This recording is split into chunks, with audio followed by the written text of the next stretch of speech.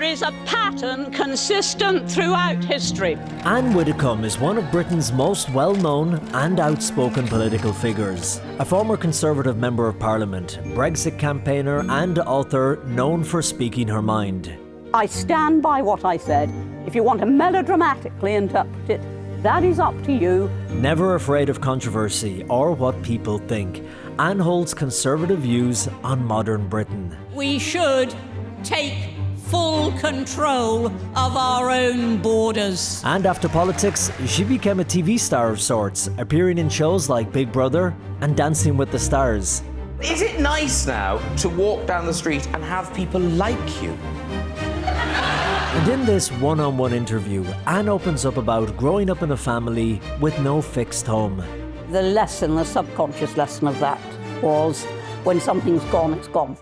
She talks about her faith and why she left the Anglican Church and became a Catholic. An accumulation of a very large bundle of straw, and there was a final straw. I ask her about how she's perceived by some members of the public. Ann Widdecombe is a racist. Ann Widdecombe is homophobic. Yeah, they say everything except a mass murderer, yeah. She's frank about mortality and the next stage of life. Does it frighten you? Does it? Frighten me, no. No. No, I'd go to heaven. Be with my mother and my father and my brother. I always hope I might be with my past cats as well, but I don't think that's theologically sound. I'm Colm Flynn in London, and this is an interview with Ann Widdecombe. Goodness gracious, what is that? Why, it's Pugwash, my black cat. Goodness gracious, are there others? Yes, indeed, my cat Carolus. Do people still repeat these poems back to you from your website? Occasionally, yes, they do. Occasionally. And yeah. how long ago was that when you created this website and you had a section about your cats? Oh, I was the second MP to have a website. And so, I mean, it's ages ago, it's back in the late 90s. Did you worry, Anne, being a serious member of Parliament here in the United Kingdom, to have a section on your website about your cats might not fit the bill, or people might think that's unusual? No, actually, people loved the section on the cats. And also, I designed it. I mean, I designed it for both children and adults. So there is a children's section which explains very simply what an MP's job is. And there's a section on the sort of houses I've lived in and, you know, the cats I've had and all the rest of it. So it's a very mixed bag. And no, nobody complained about the cats. Yeah, in fact, they loved it. And it showed a different side of you to the public as well. And as you mentioned, this was kind of at the cutting edge, because I remember seeing a documentary and the person who was running your website, and this was kind of at the beginning of people having websites. So you were a bit of a pioneer when it came to that, you and the cats. Oh, absolutely. I mean, I was one of the first MPs to have a pager, long before Tony Blair popularised it. You know, this was before the days of mobiles, and pagers were the way you communicated. I was one of the first to have a pager, if not the first. I was the second to have a website. So despite the fact most people think I'm hopeless, which I am on technology, and that I'm some old fuddy-duddy, I do use it where it's useful. But I don't do social media. I was about to say that, because for all your pioneering and innovating on that side of things, you won't touch social media. I won't touch social media. I do have a Substack. Okay. And that is it. I don't do Twitter, or X as it now is, Facebook, LinkedIn, none of that stuff, not even Snapchat and Instagram, this and that. No, none of it. You're not on TikTok. And certainly not on TikTok. I mean, it's very straightforward. I think it is a massive thief of time. That's true. And I just haven't got that sort of time. Mm-hmm. And then if I did, I wouldn't be using it that way. So. Now, we'll talk about time in a moment, because for our American audience who won't know you as well as the people here in the United Kingdom, very well-known former politician, former member of Parliament, TV character, personality, political commentator, very involved in Brexit as well. But if we go back, where are you from in the UK, Anne? I'm not really from anywhere. I was born in Bath. But the reason I say I'm not really from anywhere is that I was growing up in an Admiralty family, and we moved around every 2 to 3 years to different naval bases, sometimes abroad. So I didn't have roots anywhere. Mm. And I think that was a very good thing, because every 2 to 3 years I'd be living in a house that I'd been in for that long, going to a school, belonging to the local brownie pack, having friends I'd known for that long. And the very next day, I'd be in a different part of my country or on the way to a different part of the globe. And the subconscious lesson of that was, when something's gone, it's gone. Really? And what was really vivid yesterday, the friends, the school, isn't here today and isn't going to be here tomorrow.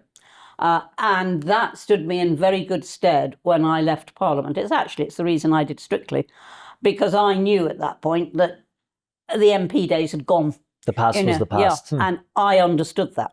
But later in life, you can look back with the wisdom of years and know that what has passed. But as a young person, as a child, was that not difficult, that instability and my friends, they're gone, the things It that was I loved? utterly normal. Really? I know that people find it difficult to imagine now when, on the whole, apart from a very small number of forces families, nobody lives like that anymore.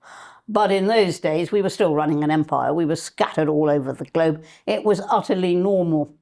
When we finally settled in this country and we weren't going to go abroad again, I still went to boarding school because my parents wanted stability for the senior education. And the girls in my dormitory at school were largely RAF girls, and they saw their parents once a year. Wow. Once a year. They went out for the summer. And that was it. That was all the RAF would pay for. So it did give you a great global vision from a young age, because I know you were in Singapore Yes. for a period of time as well. Yes, I was. That's fascinating. Yes. It was certainly unlike any other part of my childhood. Yeah. I was out there for 3 years. I went out when I was 5.5, came back when I was nearly 9. 3 years in those days was the standard tour of duty. The funny thing is, when I'm asking you to retrospectively look back and nostalgically ask, was that difficult? But I've heard you say before as well that you don't put a big value on emotion and people thinking about things too emotionally and getting upset by them, and hardship is just part of life. Yeah, stress is stress, and it comes in all sorts of shapes and forms. And yet nowadays we talk about mental health issues, and what we actually mean is somebody's going through a bit of a tough time. It's not a mental health issue. And in fact, it's a bit insulting to people who really do have mental health issues. Everyday stress isn't a serious mental health issue. I think the daftest thing I ever heard Prince William say, and I'm a great admirer of Prince William, but the daftest thing I ever heard him say was during COVID, when the King, as he now is, the Prince of Wales, as he then was, had to isolate for 3 or 4 days. And William said, he's finding it very difficult, it's bad for his mental health. And I thought, you idiot, you idiot. Yeah. When you were growing up, was it a religious house? Was faith important? Yes, it was a highly practicing Anglican family. My uncle was a vicar, my brother was a vicar, my little nephew is a vicar. And sometimes I think that the Widdecombe's, their purpose in life was to breed vicars for the Church of England. We just had umpteen of them. And when you were young growing up, going through those formative years, did you practice your faith because it was cultural and tradition, or you genuinely actually believed? Oh, I think I genuinely believed, because in those days, every child learnt scripture and it was presented to you as fact. Not as belief, it was presented as fact. Did you always want to be a politician? Or Yes. Was there anything else in your mind you thought, I'd like to try that or be that? Well, when I was very young, by which I mean about 10 or 11, I wanted to be a missionary like Gladys Aylward. Oh, really? And then I wanted to go into space like Yuri Gagarin, and so on and so forth. Ann Widdecombe in space. How about that? Some people might quite like that, actually. To send you to space. Can sign me into space, yeah. But when it came down to it, your heart was set on politics, because this was a fascinating time in the world with the superpowers battling it out, lots of ideas up for grabs. What was it about that world that attracted you? Well, I think, as you rightly said, it was the Cold War.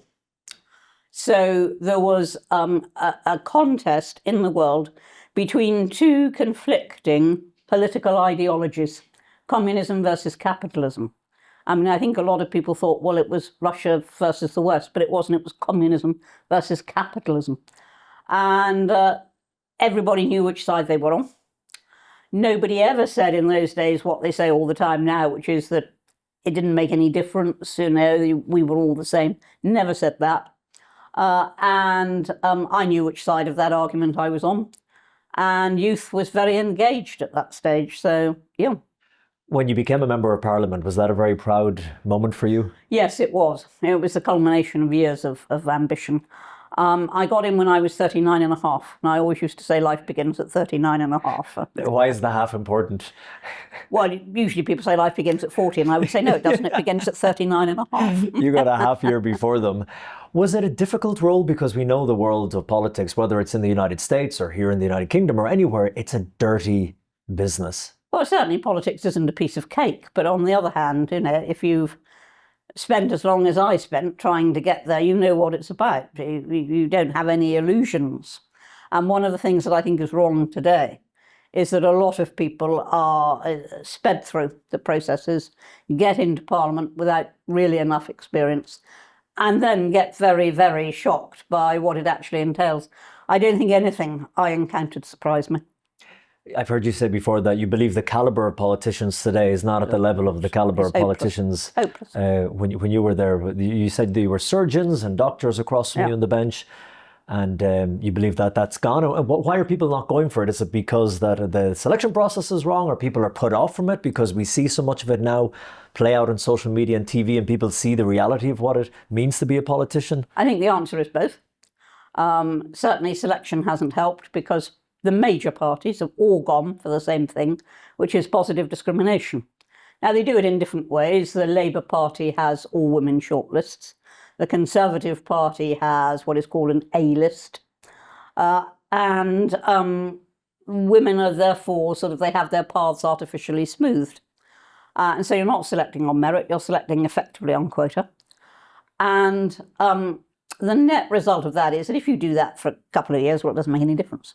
But you do that over 25 years, and you make a real difference to the quality of Parliament, because merit is no longer the determining criterion. And that's what's happened on there. And also, you're quite right, the pressures now on politicians, and not just on the politicians, but on their families, are enormous. And I think if you're a serious person who's had a record of success in outside life, there was a time when, if you were looking to give back, public service through Parliament would have been a very natural first choice. Now, such a person looks at it. If they've got anybody in the family who doesn't want that level of loss of privacy, if they have anybody in the family who's had a difficulty that they don't want to see in the print, if they've simply got a spouse saying, actually, darling, I don't really want to lose quite so much privacy. They see every single bus ticket held up to ridicule. If they go and buy a bunch of stuff from Ryman's and there happens to be a pencil in it, the press will say they've charged for a pencil, making them sound incredibly mean. Now, if you're serious, why would you want to join a profession where every single pencil and bus ticket was held up to Would you do it again if you could go back today? Well, because if I could go back, then I would do it again. If I were starting now, today, I suspect the answer is yes. But it would be a very, very different world. You were tipped for a while to who could be a potential leader of the party, but it never came to be. No. Why do you think? Because you had public support. I had a lot of public support, a lot of support in the country. The system that the Tory party had at the time was that the MPs reduced the list to 2, and those 2 people went out to the country for determination. If it had been the other way round, and the party in the country had selected the last 2, nothing would have stopped me standing. But I knew that I would never get to the last 2 with my colleagues. So that was what happened. And I've heard you say before that they believed, your colleagues, they found you odd. They found me very odd. Why did they find you odd? Why do they find me odd? Because I believe things that are unfashionable. I like the sanctity of marriage, for example, the sanctity of human life and abortion. And I'm not afraid to say those things. I was very, very, and still am, anti-drugs. I don't regard them as fashionable. I regard them as blinking dangerous. So, on the whole, they just thought I was a bit odd. Did you ever worry, Anne, when you were making your path in politics and making a name for yourself, if I tell people about my religious beliefs and my really deeply held principles and morals, even if they're sometimes going against the party line, this might be good for me, I'll feel good about myself, but it won't be good for my political career? The answer is no, because I was free to vote the way I wanted to vote. And in fact, much bigger conflicts would arise when you had a constituency issue and a national issue and the two clashed. Okay. It's far more likely than religious conscience. So the answer to your question is no, and certainly not in the Tory party. And one thing that people really admire about you, whether they agree with you politically or not, is that you seem to not care that much what other people think. No, well, St. Paul said, we believe and therefore speak. Christ said there's absolutely no point at all in hiding your light under a bushel. If you believe something, say it. I mean, what is the point of believing it if you won't say it? What's the point of that? Because nowadays people can be ridiculed for what they believe in. They can be cancelled. Oh, blessed are you when men revile you and persecute you for my sake. So ridicule is a blessing from Almighty God. The early 90s, was it 93? You converted to Catholicism. Yes. You left the Church of England. Yes. Why was that? The accumulation of a very large bundle of straw, and there was a final straw, and the final straw was the ordination of women as priests. Now, the straw wasn't the decision. The straw was the debate around that decision, which wasn't about, it's being led by the Archbishop of Canterbury. It wasn't about, is this theologically right? Should we be doing this? It wasn't about that at all. It was all about how, well, if we don't do it, we won't appeal to the modern world. And I thought, hang on, the duty of the church is to lead. It's not to follow, it's to lead. So I left the C of E that very evening, the evening they took the decision. I've heard that debate rage as well at the Vatican among people, the whole question of, does the gospel change for the world? Does the world change for the gospel? Why the Catholic faith? Why did you convert to Catholicism? Oh, I mean, the great thing about Catholicism is it doesn't compromise. Something's either true or it's false, it's right or it's wrong, it's sin or it's not. There is none of the endless fudging that you got with the Anglican Church. I mean, with the Anglican Church, it was always sacrificing faith to fashion, creed to compromise, and the numbers in the pews fell, they didn't grow. They weren't going to grow because they were being asked to follow a fog. That's what attracted me to Catholicism. I thought, right, this is a church that's going to say, here is an eternal verity. And it will always be, well, obviously, if it's eternal, it will be an eternal verity. And it won't change just because somebody thinks it might be fashionable to change it. Rome is steadfast, unchanging. Absolutely. You know the argument, because we see the drop-off of people attending church and practicing their religion, particularly among young people. It's picking up amongst young Z, Well, now in the last few months, and in France, the increase of baptisms, but in general still, I mean, my home country of Ireland used to be the land of saints and scholars. In the 50s and the 60s, 90-something% attendance on a Sunday. Now it's down to who knows what. How does the Catholic Church, if it is unchanging in these truths, appeal to young people in an ever-changing world? Well, it is appealing to young people. I mean, you quote the Irish experience, but just about everywhere else, there is an increase in interest. People are actually wanting Bibles. They're buying Bibles, good heavens above. And they're doing that because they've got an interest in what it's about. And we know that attendance in church, or not the middle-of-the-road Anglican Church, but the evangelical wings and the Catholic wings, we know that attendance is increasing there. So actually we live in a surprisingly optimistic time. Quite surprisingly, because if you'd asked me, even a year ago, certainly 2 years ago, which way did I think it was going to go, I would have said Christianity will die out before it revives. Really, you thought now it was... I don't think that. Wow. And we see the global south as well. If you look at the top 10 practicing countries, most of those countries are on the continent of Africa or in Asia. And those missionaries are going out to evangelize the world. So maybe a different type of church in the future, but we'll have to wait and see. And I know I've seen those photographs before, the wonderful pictures of you and Saint Pope John Paul II. Yes. You met him in Rome at the Vatican, was it? I did. I was over there on Home Office business. I was a Home Office minister at the time. And I said to my private secretary, I said, "I'll see if you can get an audience with the Pope." And I envisaged, being one of several hundred people, and if I was lucky, I might sort of line up and shake his hand or something. That's what I envisaged. And I was told, yes, they'd got an audience with the Pope. And then I was told the ambassador was going to take me along. I thought, this is very peculiar. I can go along and just join an audience. Why? Anyway, when I got there, it turned out that it was an individual audience. Nobody, not even the ambassador, was in the room with us. And it lasted 20 minutes. Oh, wow.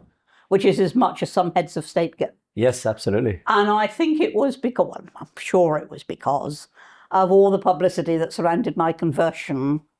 That was in 96, so it would have been 3 years after my conversion.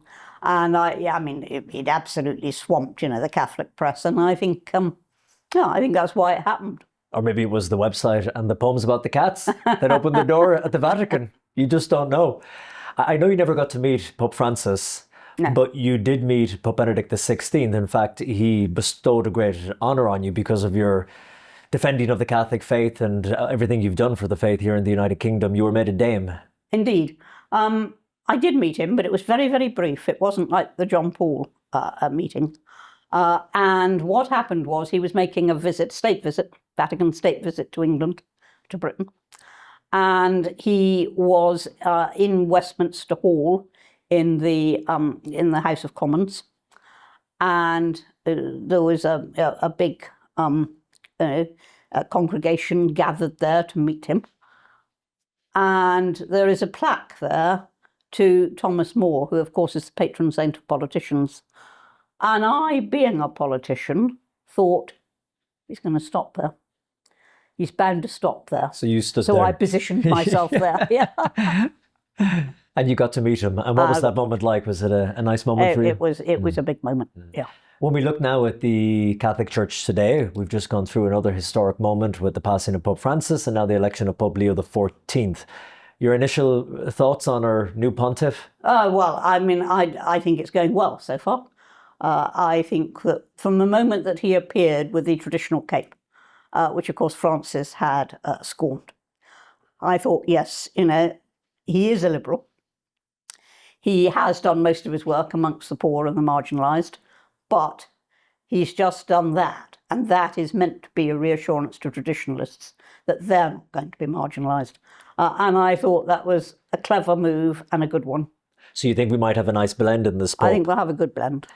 Pope Francis, you didn't meet him because the opportunity didn't come up, or you? The opportunity did not come up. But equally, I never felt driven to want to meet him. Now he is the Pope, and he was the Pope, and he was the head of the Church. But I hated what he did over China, and the bishops and everything in China, and I just thought, yes, I've got a duty of obedience, but I'm not gagging to go to Rome to meet him. Your Catholic faith, since becoming a Catholic in 1993, was it the structure of the faith, the unchanging truths that appeal to you, or do you actually see that it is the one true church, as they say in the creed? Church. I mean, if I didn't think it was the one true church, I wouldn't be a Catholic, because, of course, what the convert has to say is what something no cradle Catholic ever has to say. You guys, you can develop doubts about half the canon, and you're still welcome at the communion table. But for the converts, you have to say, at the point of reception, aloud, I believe everything the Church teaches to be revealed truth. Now, unless you're prepared to commit a fairly major act of perjury at the point of reception, you've got to believe it. Was that hard for you to believe in the body and blood of Christ and the altar? And it took 4 months of fairly intensive discussions to get over some of it I had no problem with at all. Didn't actually have much problem with transubstantiation or with papal infallibility. Big problems with purgatory. Big problems with the sacrificial nature of the Mass. So there were just certain things that I found difficult. Had to be resolved before I could be received.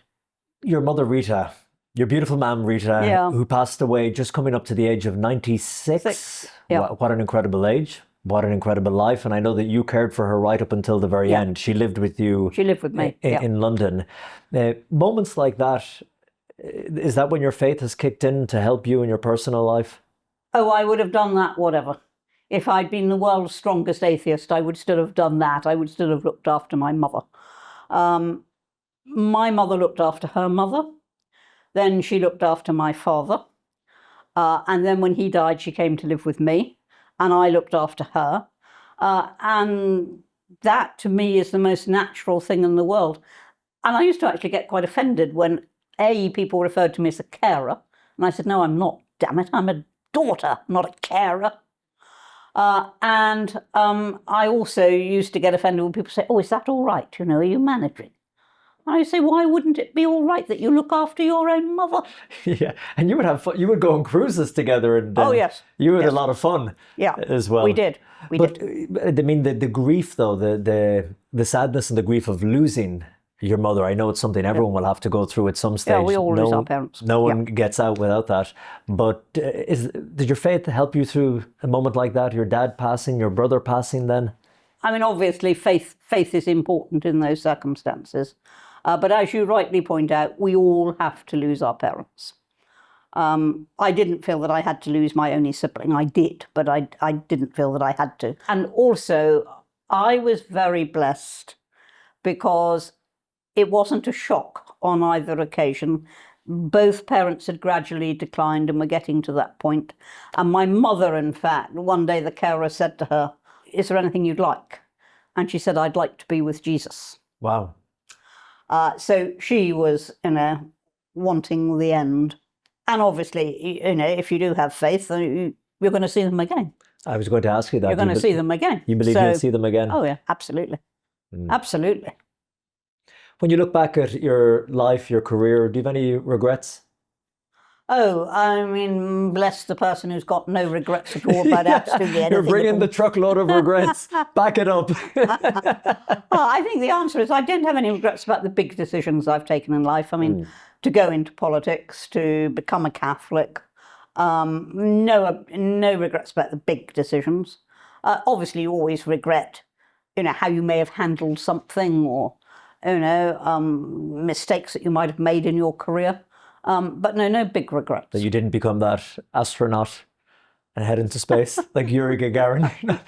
Well, now that I know, having read Tim Peake, what is involved in going into outer space, I think no thanks. Not for me.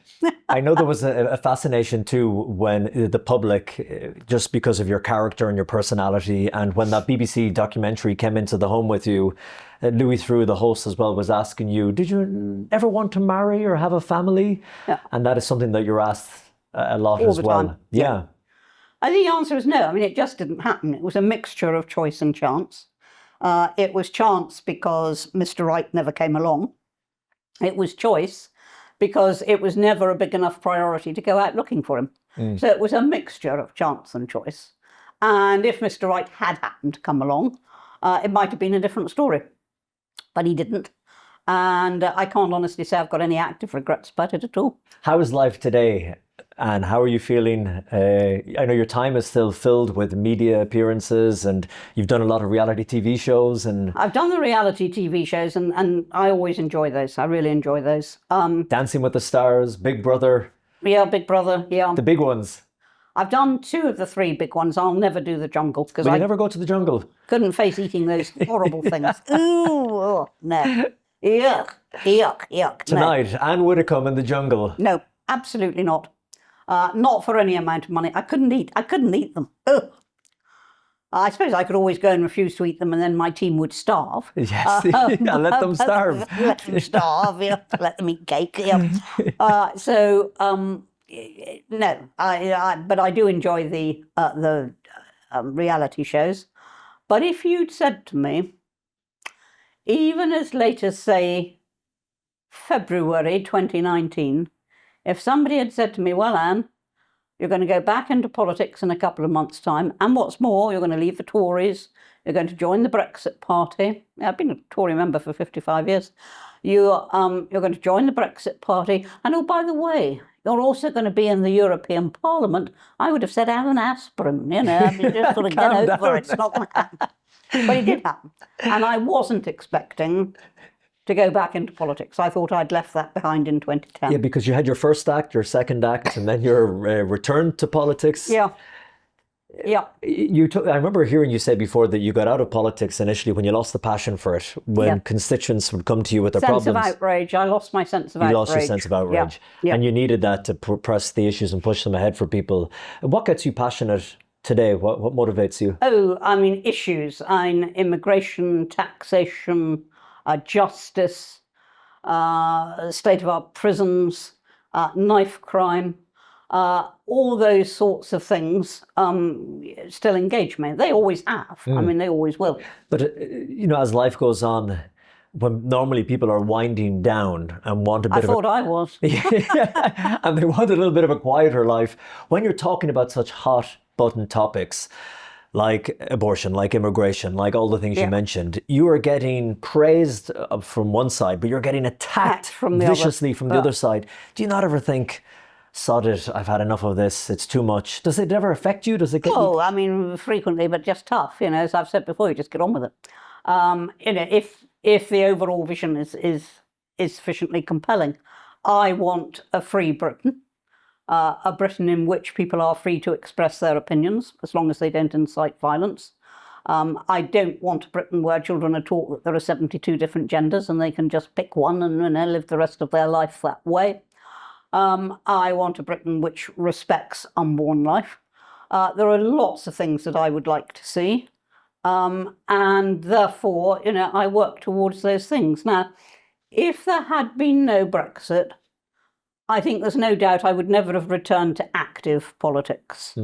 But that doesn't mean that I don't have an ongoing interest in what's happening. That was the catalyst for you. But the names, the vicious names I've seen online, Ann Widdecombe is a racist, Ann Widdecombe is homophobic, Ann Widdecombe is etc., etc., etc. Yeah, they say everything except a mass murderer, yes. But does it get you down? Does it affect you, or do you don't care? First of all, I don't do social media, so I don't see it. But you hear about it, these things that are said about I hardly ever hear about it. I mean, that's what people don't understand.